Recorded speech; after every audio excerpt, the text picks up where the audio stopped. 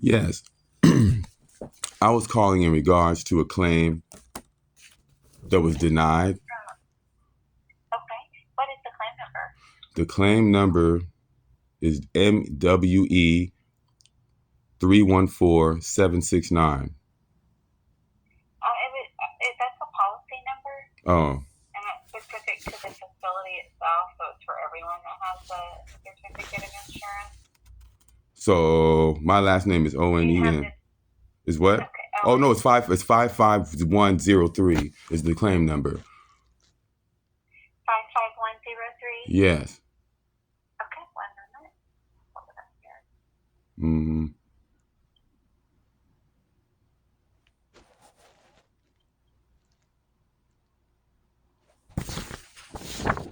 It says Xercor Insurance Services LLC, right? You guys are in Indianapolis? This is Xercor Insurance. Yes, we're in Indianapolis. Okay.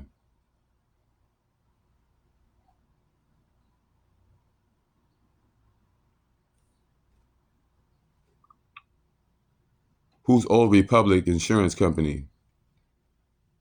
They're the underwriters They're the underwriters? for the policy. What does that mean? They're the ones that write the certificate of insurance. They're the underwriters of the certificate that you have. Okay. Let me just pull up your claim here. Okay, so I've got it pulled up. Looks like Kristen was your adjuster. Uh-huh. And what have you spoke with her on it at all? Kristen was very disrespectful to me more than once, and she denied me the ability to provide more information. I went to the store that I sent the computer to that was damaged, and they gave me the information I needed. I gave her that, the receipts to the computer that was damaged, and she denied my claim because she kept trying to place it under a cracked screen when that's not what's going on. And I have the information here that says the computer won't boot up and the screen got cracked because it fell on its corner. The whole computer fell on the screen because of the wind and the fan and the electrical. I felt like a wave of something like air underneath me, and it tipped my computer over and fell on the ground. And you guys had the fans on. They had the fans on full blast in this place and the air conditioner running. And the woman who hung up in my face, named Sarah Mead, who's the assistant manager there, when I told her I was going to sue her, she hung up in my face, right? Then I talked to Kristen. Kristen had a smart mouth again. So I went and got the information, sent it back to Kristen. Kristen said, okay, thank you. Now you're still denied, right? I said, you can't call the vendor? She said, I'm not calling the vendor. That's not my job. I don't call the vendor, right? Kristen had a smart mouth. We had a back and forth. I had to lecture her about why I need my money for my computer. She said, okay, well, then you can go ahead and provide more information, and that's fine, right? We had that phone call. So I went and got more information from them, took pictures, scanned it at the computer in the library and sent it to her. And she sent me an email saying, I'm glad you did that, bye. Anyway, you're still denied for the same reasons I did it before, right? So now the manager of the storage place calls me out of nowhere 2 days ago, starts asking me questions about what happened and your insurance company, right?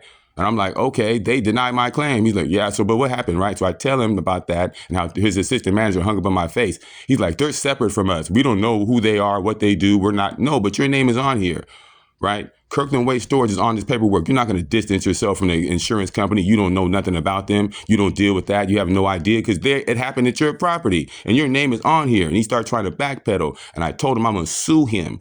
Kristen, him, and Sarah Mead together for my $550 because I didn't ask for $2,000. I asked for $550. I paid $450. The man is ready to give me the replacement or to fix it. And they're trying to tell me I can't get nothing without even seeing anything and trying to place it underneath your peace of mind. This insurance is tenant or meant to provide affordable and convenient protection for your belongings while in storage. Xercor Insurance Services LLC program has the following features, none of which are helping me. She tried to place me in a box that she chose. Oh, the screen is cracked. Okay, I said the screen is cracked, but it also won't boot up because it fell off. The whole computer fell on itself. Well, it still falls under the screen crack. No, it does not. Not when it's at the computer store and you refuse to call them. So I'm going to sue Kristen with Kirkland Waste Storage is why I'm calling you and Xercor together for my money. And that's why Sarah Mead, I told Sarah Mead that, the assistant manager, and she hung up in my face. We told her boss that too. For whatever reason, he decided to call me and ask me all these damn questions and distance himself from you guys and saying he's not part of your insurance procedure and blah, blah, blah. Huh? What are you talking about? She ran down there and gave me this packet after I went up there and told her what happened to my computer. She came down there and said, oh, we can take some pictures. You take some pictures too. I'll meet you down there. And then she came down with this packet and did this whole little finesse and BS. I felt a little secure because I was moving out of there and I paid her everything and my insurance is covered. And she said, oh, we reduced the amount. It's no longer $4,000. It's actually, or $5,000. It's $4,000 now. And had this whole explanation of bullshit that doesn't even help me. So what do I do now?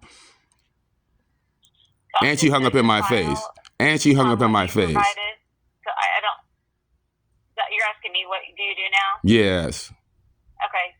So you stated that you were going to sue Kristen. I'm going to sue whoever doesn't want to help me and starts talking. File that. Say that again. Your next step. Then. Say that again.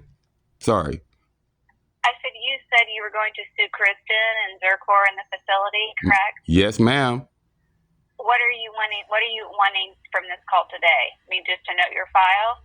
You could note the file. You could tell Xercor we're going to court. You could tell Tammy Mead and Kirkland Wayne Stores we're going to court because I have insurance and I'm being disrespected here by this woman here and Kristen also, who refused to call the vendor after providing more information when she told me that in the email. And I did that and she still gave me the same email back from before because she called Tam or Sarah and they had a conversation like I told her on the phone. You guys know each other.